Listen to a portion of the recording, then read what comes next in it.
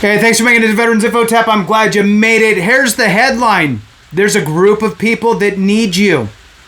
Veterans push for major Richard Starr Act. So with that, I wanted to read this article. I found it on some random news channel's website, and I thought it was fairly good, so I thought I'd share it with you and give some more exposure to the Major Richard Starr Act. So with that, please hit the thumbs up, subscribe, share with a friend, all that good stuff. I truly appreciate it. Every minute watched and every thumbs up helps. Thank you for your subscriptions and memberships. I appreciate it so very much. All right, let's jump into it. There's a subheadline. A combat injured veteran says he lost over $90,000 of retired pay because of how the government currently calculates benefits. Moving on. Veterans across the nation are pushing for a piece of legislation they say is designed to correct an injustice. The Major Richard Starr Act would give combat wounded veterans with less than 20 years of service both their disability compensation and retirement pay without reduction.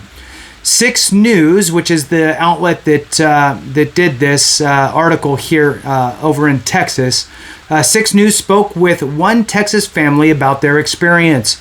Stephanie Terry says her husband, Billy Terry Jr., was medically retired at 18 and a half years combat-related PTSD and traumatic brain disorder. 18 and a half years. Man, a year and a half away, right? Jeez, forced out. All right. He has been medically retired since 2014 and has lost out on over $90,000 of retired pay.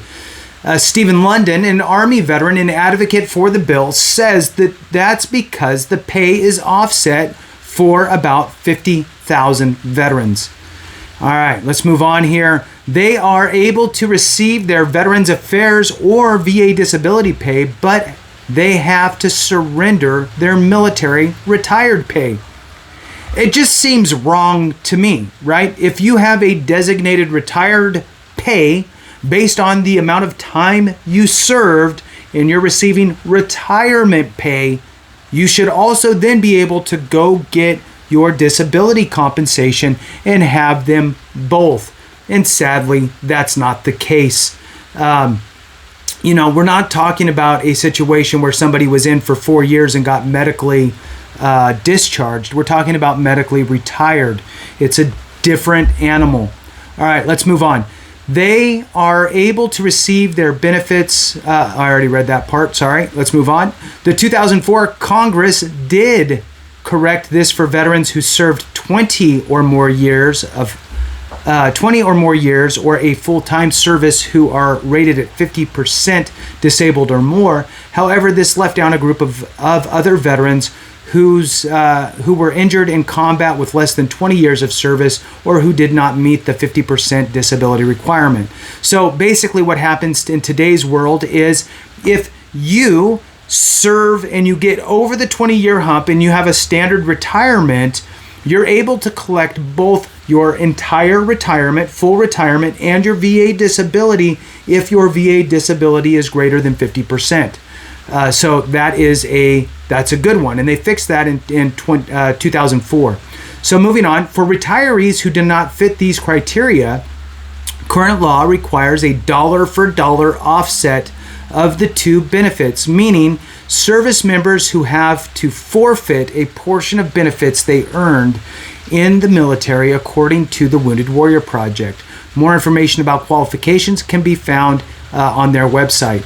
Now, veterans are pushing for the Major Richard Starr Act. According to the Wounded Warrior Project, the bill would expand the elimination of the offset to 42,000 more retirees whose military careers were cut short due to combat-related injuries.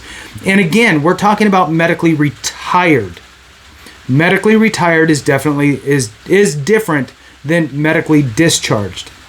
So, moving on, former service members who were medically retired from the military with less than 20 years of service, Chapter 61 retirees, are eligible for combat-related special compensation, CRSC, would be eligible under the bill and would no longer have their benefits reduced by this offset. This includes those who were retired for injuries sustained in combat and combat-related training. There's a quotation here. There's a group of people that need you, London said. This is a golden opportunity for lawmakers on both sides of the aisle to do the right thing and take care of our combat-injured veterans, especially with such a high level of bipartisan support. There is some pushback on the legislation from lawmakers. The major question is, how much is it going to cost? And you know, let's cost shouldn't matter with regard to this. Moving on, because look, what if medically retired? This is my argument.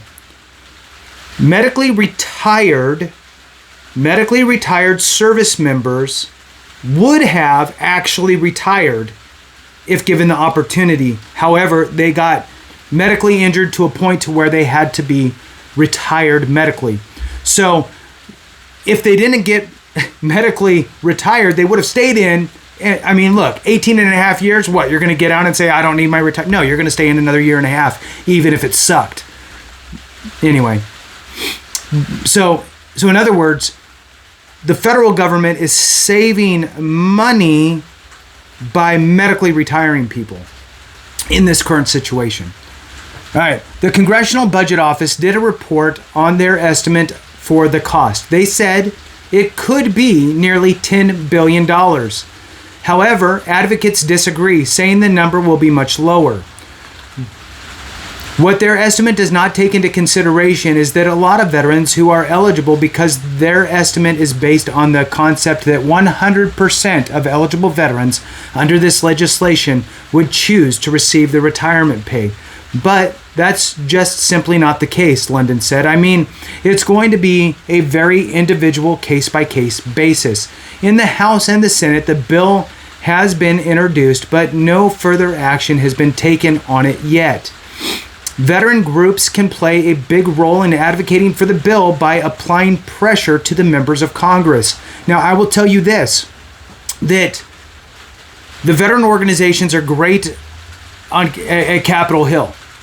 We as a veteran community and constituency, including our spouses and dependents, need to be the voice at the constituent level in the districts, right? The voting block.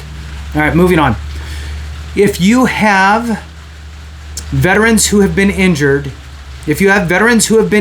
through no fault of their own while serving in combat, and their government says, sorry, you were injured, you were retired early, and you can't take what you earned, you can just imagine that kind of message to the younger generations of soldiers, airmen, Marines, London added.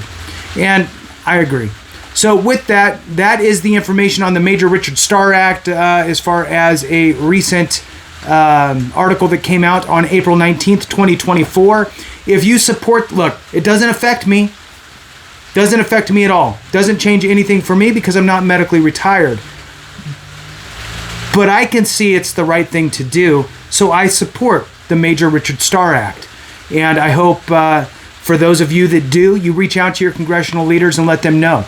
Thanks so much. I appreciate it. Have a great one. And remember, if we don't take care of each other, something went wrong.